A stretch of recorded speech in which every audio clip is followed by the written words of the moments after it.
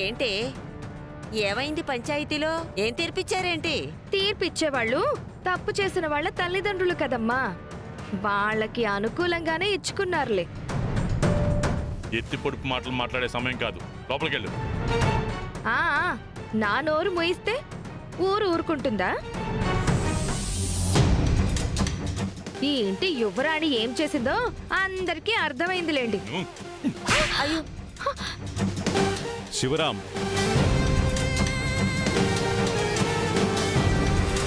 క్షమించన్నయ్య. 25 ఏళ్లుగా మూతపడిపోయిన గుడిని తెరిపించడం కోసం రామలక్ష్మి తన ప్రాణాలనే పణంగా పెట్టింది. ఈ ఊరికి గుడిని వరప్రసాదంగా ఇవ్వాలనుకుంది. ఇన్నేళ్లు ఈ ఇంట్లో ఉండి రామలక్ష్మి గురించి తెలుసుకుంది ఇదేనా? అవునవును, నేను మీతో 10 ఏళ్లు కాపురం చేశాను. మీరు నా గురించి తెలుసుకునేదేంటి?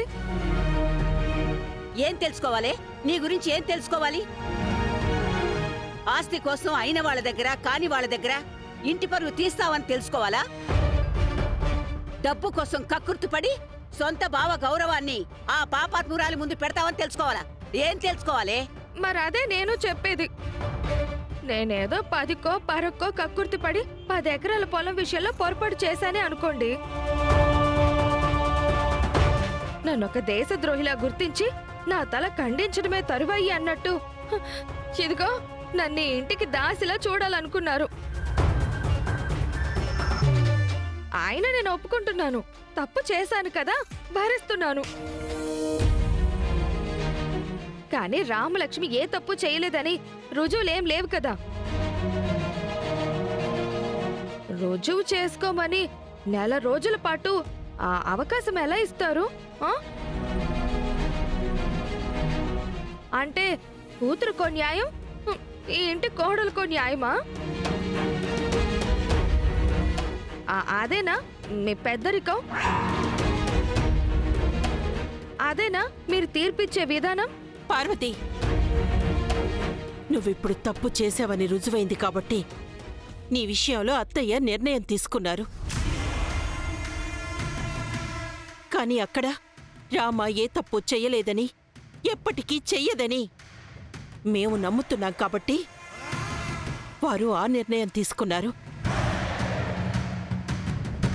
ఈ రెండింటినీ పోల్చి చూడకో.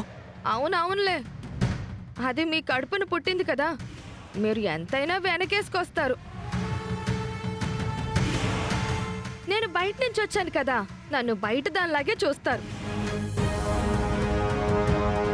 ఏం మాట్లాడుతున్నావు పిన్ని? ఇందాకటి నుంచి చూస్తున్నాను, అసలు రామలక్ష్మి గురించి నిజంగా నువ్వే పరాయిదాన్లాగా మాట్లాడుతున్నావు.